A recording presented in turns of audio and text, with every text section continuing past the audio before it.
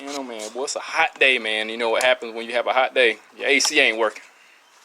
So we're gonna be diagnosing some AC issues. This car came in originally because of the air temp sensor was showing negative 30 degrees, and I found a broken wire, and that's repaired and fixed.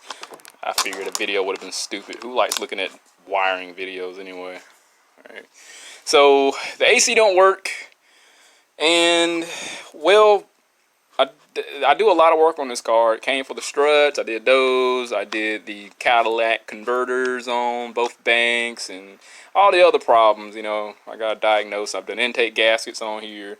But, you know, at some point, people spend too much money with you and they lose faith, I guess. Because, damn it, if I'm giving this guy my damn money and he's fixing all my stuff, why don't I give somebody else an opportunity who's not going to fix my stuff?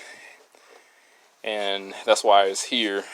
Well, I convinced them to let me diagnose his air conditioning because they put a compressor on it, and they just let me go through it and seeing what it needs. They shot apart at it and it still don't work, despite the system being full. I'm gonna show you that. Here's the thing. I gotta hold my pants. Golly. Here's the thing. I'm gonna try to keep this basic. The system is full. And there's still no compressor activation. They put a brand new compressor on here, and with no avail, the compressor isn't working. The AC isn't working. And the system sucks, so the air's still blowing hot. So here's the thing: we're gonna both diagnose this, and hopefully they can. I've been working on their stuff and their family stuff for years, so I gave them a break on diagnosing it. So we're gonna figure out exactly what's going on with it and see if we can get him some air conditioning. Get that AC smile going on, alright? So I'm going to start off. I did check the pressure. The car has pressure.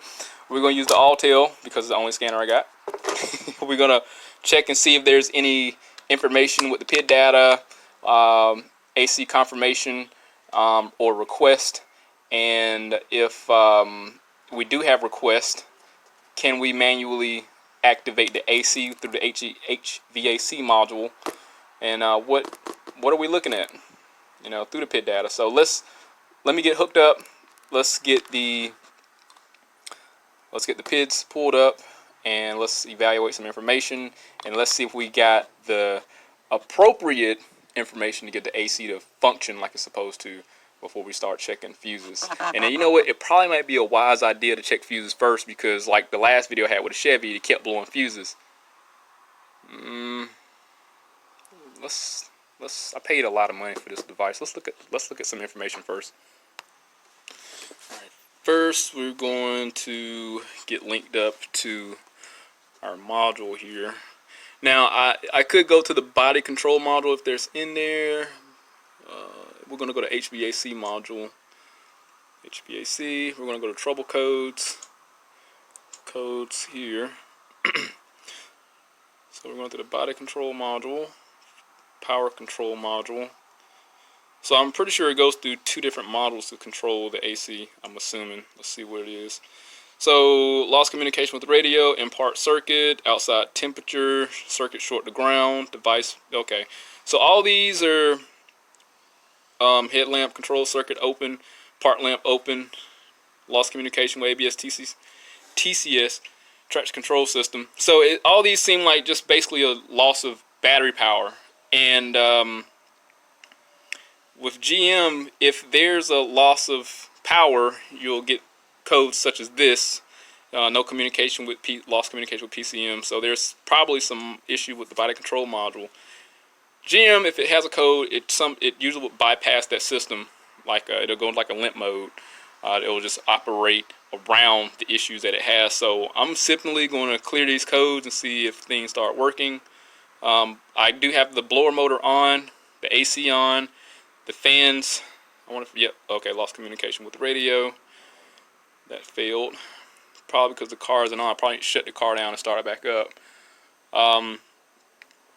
So I erased the codes. I'm going to shut the car down, cut it back on, and see if I hear any fan operations or anything, and pretty much go from there. Let me see if I can go into live data to the body control module. Wow, AC request is on. So I did send a request through the switch. And on some models, you have to have a car actually running to do that. Outside ambient air temperature, I don't know what that will convert to, but we do have something. So this seems to be the only information for the AC. Let's see what the body control, powertrain control module. I'm pretty sure that cycles the compressor. All right, here we go. Intake air temp sensor. Now that I did have to repair that, and that's working fine now. Let's see here. Fan control, that's off. Fan control relay, okay. So all those are alright, but the fans are not on. Again, the car should be running probably for the fans to kick on. That's a good indication that you have a good request. AC signal, yes, that's me, from inside the car. We have high side pressure there. We have good pressure. Now, here's the thing with this. The pressure, AC pressure, needs to be around 30 psi.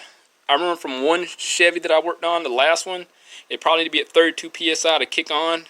So it might not be where it needs to be. Pressure switch disabled. No. AC pressure switch sensor. So it might be because of low pressure. But here's the thing, with the system off, everything should equalize, and it's not equalizing. So if I got AC high side pressure of 29, and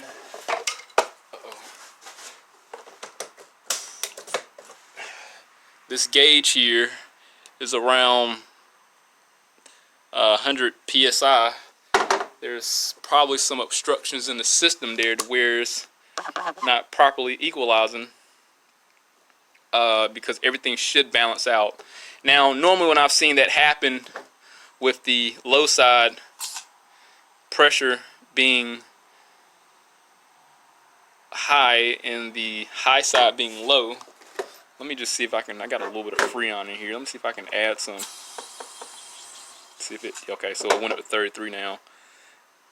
Yeah.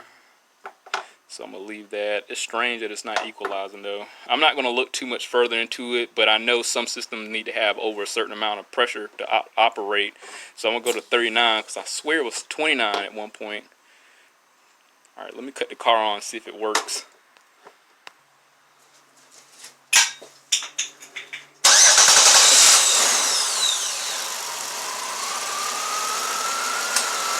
Oh, what do you know? It works. So lightly it was, yep, okay, so it was low Freon. I'm not going to break my neck over it. And like I said, some cars have to have a request of 29, 30 psi. This is why it's important to look at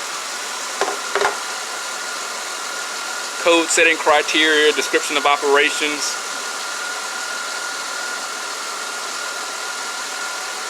So I'm going to leave that there. So lightly, wires are okay. So the good thing is the low side here is low, which we got 30 psi. But our pump doesn't seem to be going up pretty high, which is at 77. But it still could be the possibility it's just low Freon. But the thing is, if it was low Freon, it will be tapped out. But our high side AC pressures should be higher. To make sure that this sensor is accurate, I just hook up my manual. I need to hook up the manual gauges to it and check them.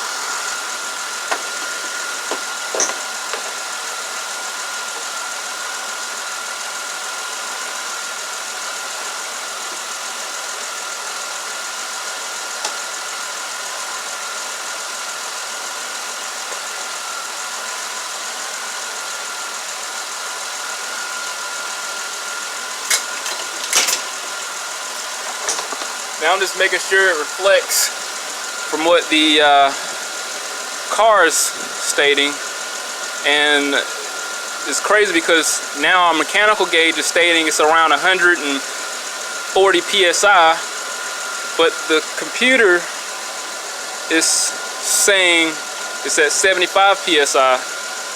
Who's right? I don't know. Well, likely I'm going to go with the mechanical gauge here before I go with the electronic. So likely we have an issue with the pressure sensors. I highly doubt there's an obstruction between here and here, which is where a high pressure sensor is. Now I want to play with that sensor, push down on it, move it around, and see if I can get it to change.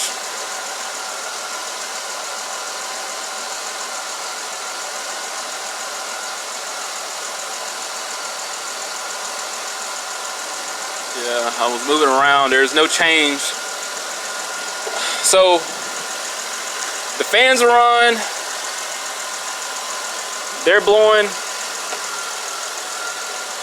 want to make sure both of them are blowing.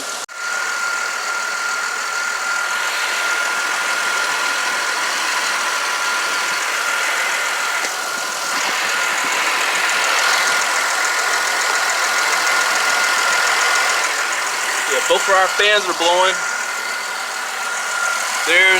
It's going to be impossible for it to be a obstruction between here and there. Likely there's just going to be some issues with the pressure switch. Also, what I'm going to do to confirm that is I'm going to call the check engine light. I'm just going to disconnect it, and if there's still some type of reflection on the high side system, it's probably going to be some shorting issues. So I got to disconnect it, and it did change to -26. Alright. Connector looks fine.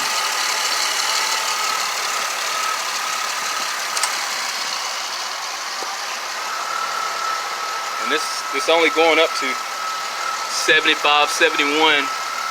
Here's the thing, now it's not right. Technically this car needs a pressure sensor. I'll have to let them know. The system does operate though. Let's see if it's still warm. It's likely going to be warm because it doesn't have adequate Freon in there. I'll let them know that it needs a pressure sensor. But that was just a simple, quick diagnosis. So it's nothing major. We now with this being 100 degrees, 100 psi off, I mean, it's so easy for a person. Hold on, let me cut this car off. So I got the pressure switch price. I'm just waiting to hear back from the customer to get the okay to replace it. So I don't think I need to drain the system, replace this pressure switch here by the look of it, because I think it pushes down on a Schrader valve. So I think we'll be fine just pulling it out, but I'm going to find out. But I still would rather see if the system has like actual Freon and not just air in the system. I don't know what the odds of that. I mean, I would hope if whoever put it in there knowingly put in Freon, so we'll find out. Now everything did drop. We got about, if that's 2550, so we got about 75 psi in there on the high side, and what looks like the same on the low side here. So I'm not going to stress about that. It was good to be able to put a mechanical gauge on there and check the high side and confirm that there's something wrong with that pressure sensor. So I'll get that straightened out. Alright, let's try this one more time. My phone is it's just hot. It's a 90-something degree day and it just keeps shutting down. But as far as it being a problem with the high side pressure sensor being it's literally 100 psi off, lower than expected. If there's a legitimate problem and the pressures supersede 500 psi, or when there's a mechanical safety mechanism with this vehicle to deactivate, then this car is not going to know, because it's off. It's non-calibrated. It's not working at the normal parameters it should, where the car recognize that there's a legitimate problem. There is Freon in here too, by the way. I mean, I held the outlet part here where you would generally administer Freon, and just released a little bit that was in here, and it did get cold. So if people know how systems work, you understand that when it has a rapid change to a gas, the Freon gets really cold, and that's how we get the AC system in our vehicles. Just the basic fundamentals. So if there's some safety mechanisms in place, and if the car is incapable of knowing where those parameters are, and especially being is uncalibrated, is off, it's likely just going to start developing some problems. And that's why, even though it has sufficient pressure, there's no obstructions in the system. It's just the sensors incapable of knowing that there is adequate freon in the seal system to where it'll cycle the compressor on and off. So even though the small can here, this low side stated that there was 100 psi, it should have been well over enough to activate the system, and this needs about 39 psi to activate. It was way off. Just way off. So I tried to call the customer, see if you want to get the switch replaced. I know for a fact that this is the culprit. This is a problem. Disconnected the pressure switch, and it changed in the computer. Also, I had a mechanical gauge here to double check the readings of the electronic thermo transistor, I think is what it is. Thermo, yeah. To check the pressure sensor, and damn it if it wasn't wrong. So we need a pressure switch. Hell, again, the low side is supposed to equalize. Well, the whole system is supposed to equalize once the system's off and is rested for a couple minutes. And so we got a low side confirmation, we got a high side confirmation. We even have, we have to apply a little bit of common sense here. You know, as close as this switch is, there's no way there can be an obstruction to the point where it's going to cause one side to be lower than another. I mean, look how close it is. So I'm very confident that's the problem. The switch was about $40-something at O'Reilly's. So I'm gonna get that installed, and I'll just probably update the description in the comment section. But we simply use some basic tools to diagnose the issue. It's the mechanical gauge, some computer data, and some generic information from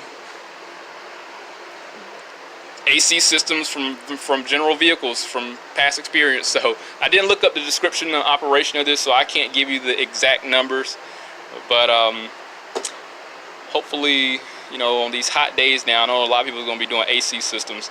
This helped out. So I'm going to get this repaired once I hear back from him. Hopefully he want to do that.